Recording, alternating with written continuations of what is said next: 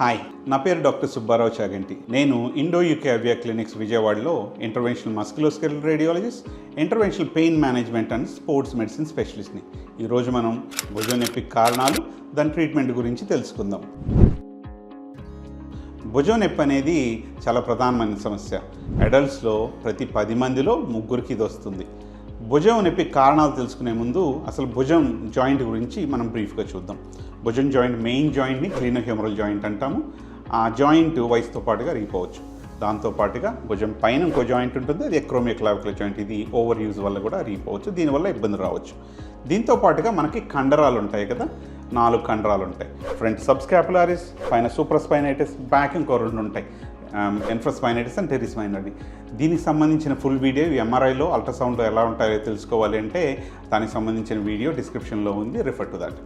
ఇవన్నీ వచ్చి ఈ బోన్కి అటాచ్ అవుతాయి, రొటేటర్ కఫ్ టెండన్స్. ఈ రొటేటర్ కఫ్ టెండన్స్లో ప్రాబ్లం అంటే యంగ్ స్టేజ్లోనేమో స్పోర్ట్స్ ఆడటం వల్ల ఇంజరీ అవ్వచ్చు, లేదు ఎల్డర్లీ పాపులేషన్లో అరిగిపోవడం వల్ల, టెండినోపతి వల్ల ప్రాబ్లం రావచ్చు. దీన్ని రొటేటర్ కఫ్ డిసీజ్ అంటారు. దీంతో పాటుగా కొంతమందిలో టెండన్లో కాల్షియం డిపాజిట్ అవుతుంది, అది కాల్సిఫిక్ టెండినైటిస్, దానివల్ల కూడా ఇబ్బంది వస్తుంది. వీటితో పాటుగా ఈ మెయిన్ జాయింట్ ఉంది కదా, గ్లీనోహ్యూమరల్ జాయింట్, ఆ జాయింట్కి ఉండే క్యాప్స్యూల్ అంటే ఆ జాయింట్ ప్రొటెక్ట్ చేసే క్యాప్స్యూల్లో ప్రాబ్లం వస్తే కూడా ఇబ్బంది వస్తుంది. దాన్నే అడిజివ్ క్యాప్సులైటిస్ లేదా ఫ్రోజన్ షోల్డర్ అంటారు. సో పేషెంట్స్ ఎలా వస్తారు? పేషెంట్స్ వచ్చినప్పుడు ఎక్కువ మందికి ఏం ప్రాబ్లం ఉంటుంది? భుజం నొప్పి ఉంటుంది. కొంతమందిలోనేమో భుజం కదలిక తగ్గిపోతుంది. మనం కండిషన్ని బట్టి కొన్ని certain range of motions effect అవ్వచ్చు. అంటే ఫర్ ఎగ్జాంపుల్ సబిక్రోమియల్ ఇంపింజ్మెంట్ లేదా రొటేటర్ కఫ్ డిసీజ్ అనే దానిలో చెయ్యి సైడ్ నుంచి పైకి లేపాలంటే ఇబ్బందిగా ఉంటుంది, వీపు వెనక్కి తీసుకెళ్లాలన్నా ఇబ్బందిగా ఉంటుంది.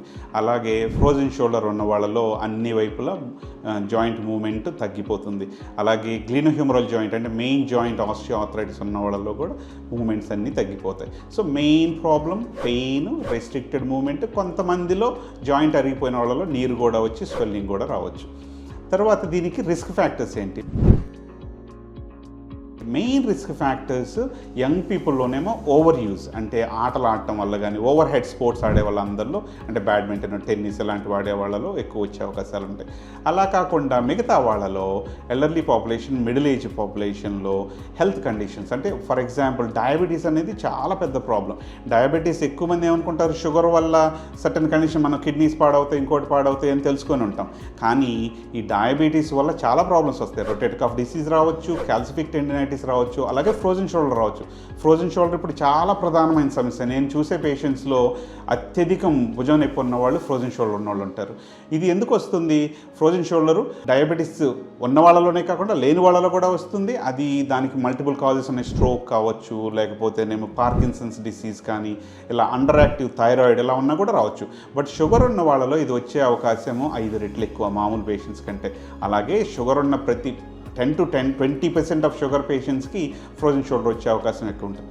సో దీంతో పాటుగా మెటబాలిక్ సిండ్రోమ్ అంటే కన్స్టలేషన్ ఆఫ్ కండిషన్స్. అవి ఏంటంటే హై బీపీ, హై షుగరు, తర్వాత హై కొలెస్ట్రాల్, ఒబీసిటీ, ఇవన్నీ ఉంటాయి. ఈ మెటబాలిక్ సిండ్రోమ్ ఉన్న వాళ్ళలో కూడా రొటేటర్ కఫ్ ప్రాబ్లమ్స్, తర్వాత కాల్సిఫిక్ టెండినైటిస్ వచ్చే అవకాశం ఉందని కొన్ని స్టడీస్లో తేలింది. మెటబాలిక్ సిండ్రోమ్కి సంబంధించిన వీడియో డిస్క్రిప్షన్లో ఉంది, రిఫర్ టు దస్. సో ఎప్పుడు డాక్టర్ని కలవాలి?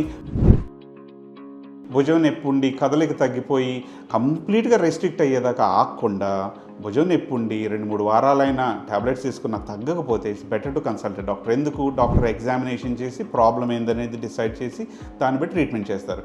కమింగ్ టు ద డయాగ్నోసిస్ ఎలా చేస్తాం?